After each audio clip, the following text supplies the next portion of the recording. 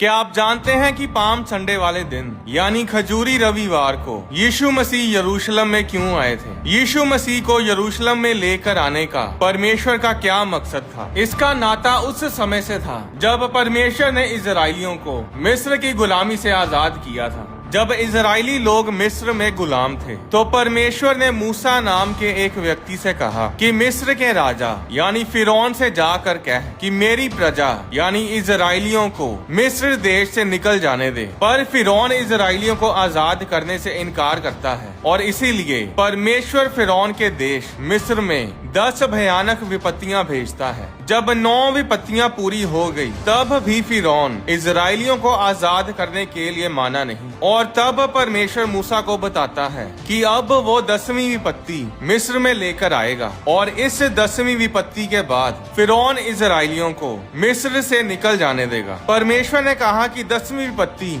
ये होगी कि मैं आधी रात को मिस्र देश में से होकर जाऊंगा और फिरौन से लेकर उसके दास और दासियों के पहलोठे बच्चे वरन पशुओं तक के सब पहलोठे मार दूंगा। अब इन वचनों को बड़े ध्यान से सुनिएगा। परमेश्वर ने इजरायलियों से कहा कि हर एक परिवार एक एक मेमना कुर्बान करे और उस मेमने के खून को अपने दरवाजे की चौखट और दोनों अलंगों पर लगाए और सुबह होने तक कोई घर से बाहर ना निकले, क्योंकि यहोवा रात को मिस्र देश में से गुजरेगा और मिस्रियों के पहलोठों को मारता जाएगा। पर जिस घर के बाहर मेमने का लहू लगा होगा उस लहू को देखकर परमेश्वर का दूत उस घर को छोड़ देगा और परमेश्वर उस घर को लांघ कर चला जाएगा। और इस तरह मिस्रियों के घरों में तो पहलोठों की मृत्यु होगी, पर इजरायलियों के घरों में उस मेमने के लहू के कारण कोई मौत नहीं होगी। परमेश्वर ने इजरायलियों से कहा कि वे इस दिन को